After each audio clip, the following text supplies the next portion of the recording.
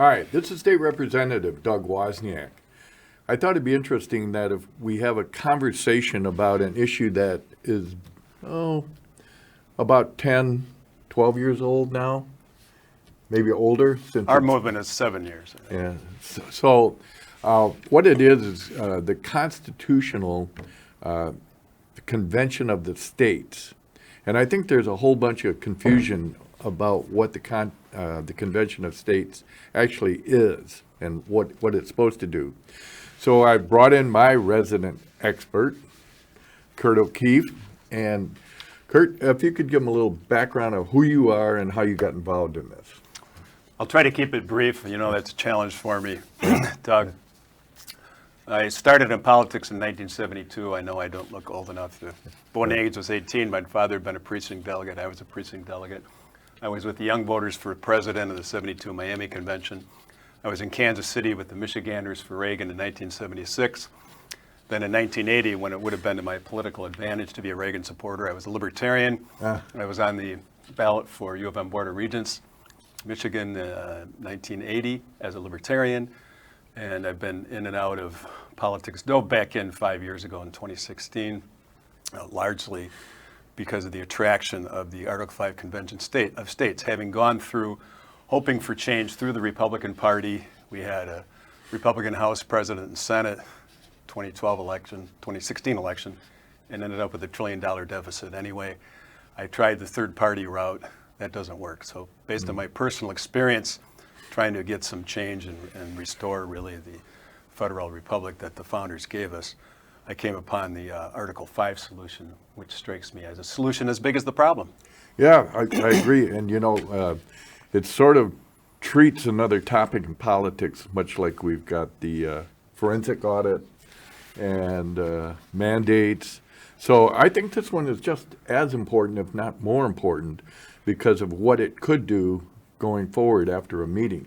Now, explain the basics of, all right, how many states have to be involved in this for this issue to go forward? We used 34, 26, 38. So 34 states passed the resolution calling for a convention of states, was put in by the founders as an end run around the federal government. They wisely anticipated the federal government might aggrandize too much power to itself. So the Article 5 process is totally outside the federal government and outside the governors. The state legislatures have total control of it. 2/3 of the state legislatures, 34 now, pass a resolution, and then all Congress can do is state the time and place for the convention. Then 26 states, each state with one vote, takes 26 states to propose an amendment. That's all that Convention of States can do. They cannot change anything. They have no inherent power. They propose amendments as opposed to the way Article 5, the other way in Article 5 is a 2/3 vote of the U.S. House and a 2/3 vote of the Senate.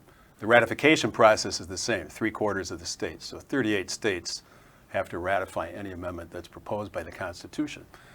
The closest that we came to an Article 5 convention was the proposal of the 17th Amendment for direct election of senators.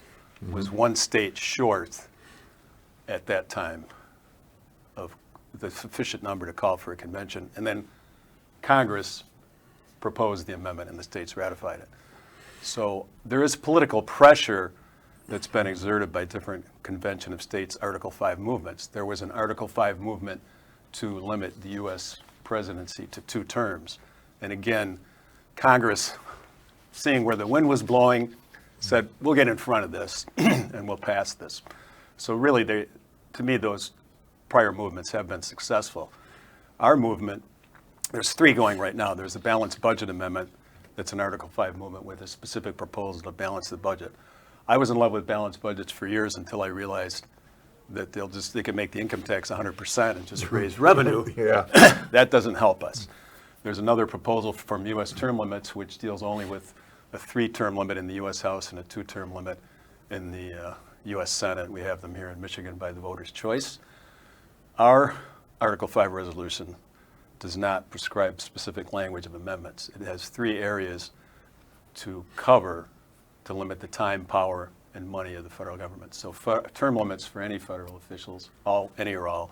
Again, the 26 states would have to propose an amendment at a convention before it would go out for ratification.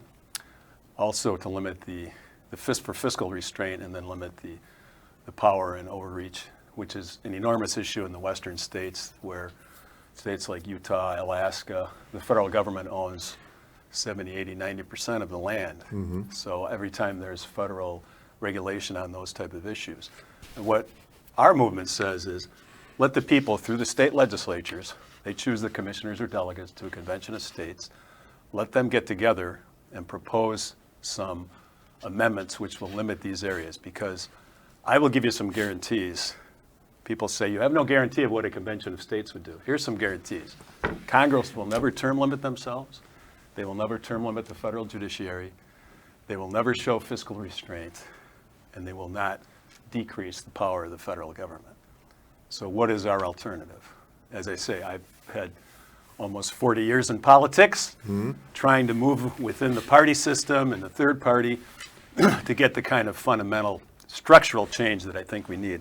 And the people in the polls support these ideas. Term limits has always been popular with the voters, not so much with the politicians. I won't ask you to go on the record there.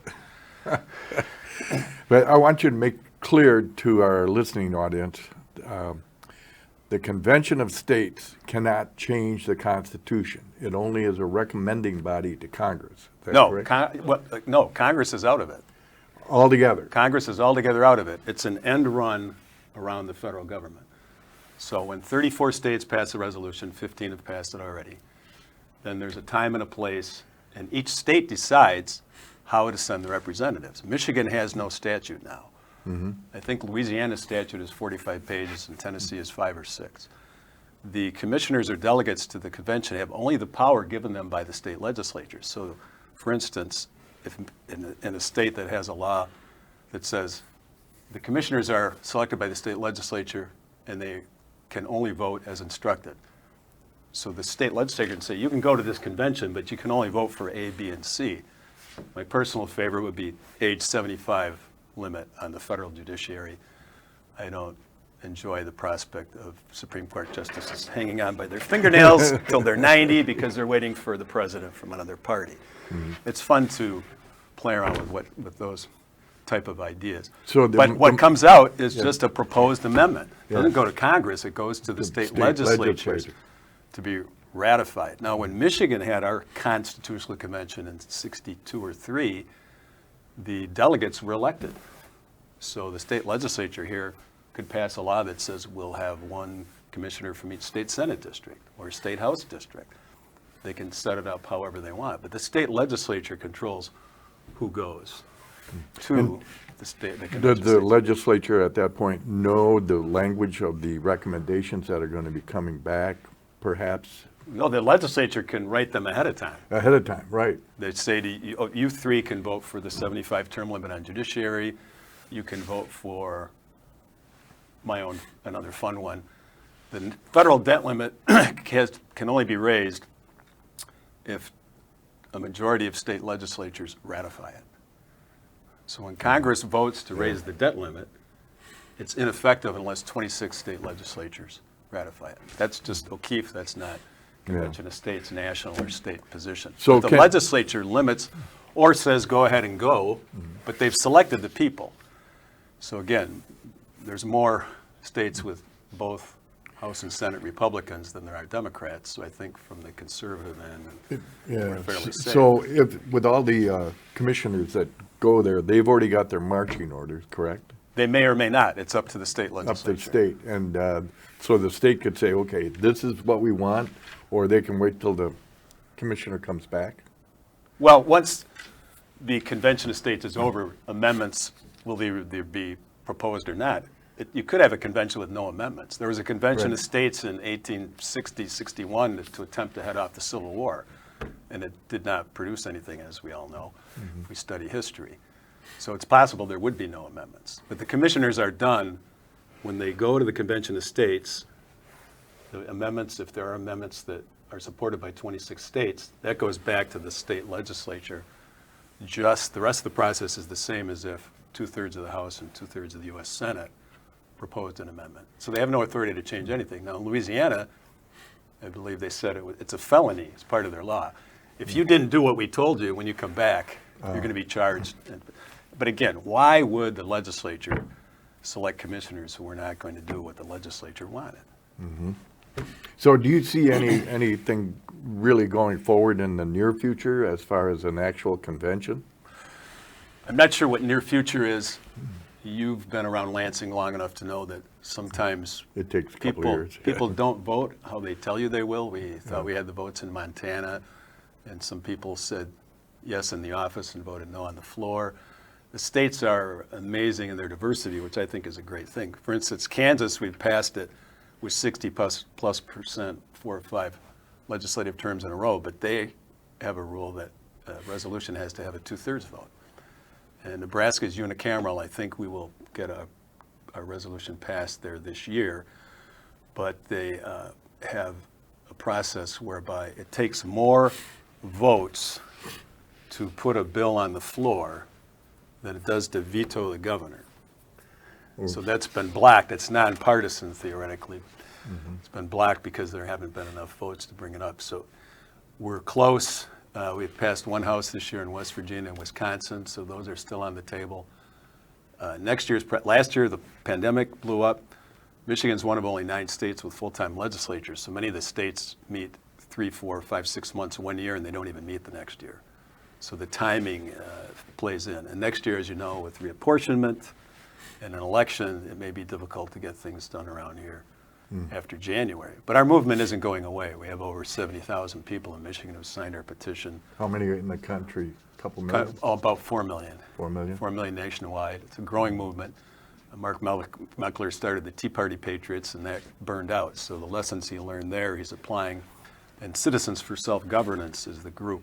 This is one of the projects. But the point is for the citizens to take control again of the government, because the federal government will not stop itself. What an amazing thought. My favorite term now for the congressional people in Washington is bipartisan oligarchy. Political class, I will say. Political class, they're in it for themselves. This may have been off the record, so I won't name the congressman from Michigan who told me that he's never seen a group of people more afraid of their own shadow than the U.S. House of Representatives. And he said that's both parties. Yeah. Well, let's get back on this real quick before we shoot ourselves in the foot. Again, what are the main goals, if you had to summarize them, for our audience for this type of convention?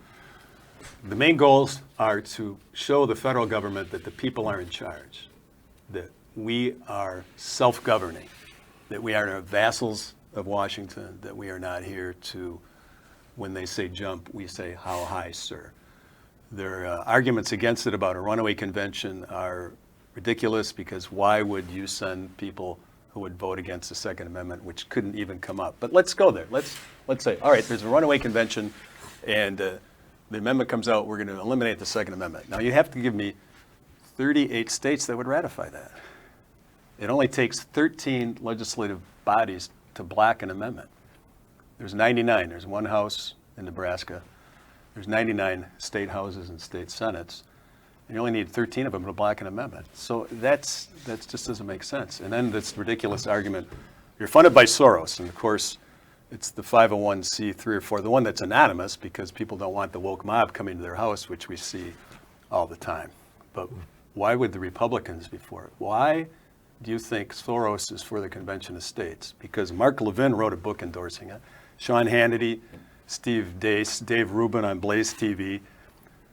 What do you know if you think Soros funds us, or it's some wacky thing that's going to happen with the Convention of States? What do you know that those people don't know? La Raza, Code Pink, all the left-wing groups that have come out against it. All the legislatures that passed it and the ones that's come up for a vote have way more Republican support, as it happens. It's a nonpartisan issue. My pitch is, don't you think that you here in the state legislature in Lansing should have more control? You're well aware how much of the state budget is run by Washington. Don't you think it's better closer to home? Your constituents can come and meet with you. Yeah. So try to meet with one of our U.S. senators. How can people get more information about the Convention of States? I know there's a lot on the internet. You guys, right? You can just go on the internet. But are you available for speaking or Speaking? Speaking. Speaking. Yes, I hope I do it as well as you. Yeah. Yeah, certainly. KOKLAW@gmail.com. That's Kurt O'Keefe Lawyer, my easy Gmail. KOKLAW@gmail.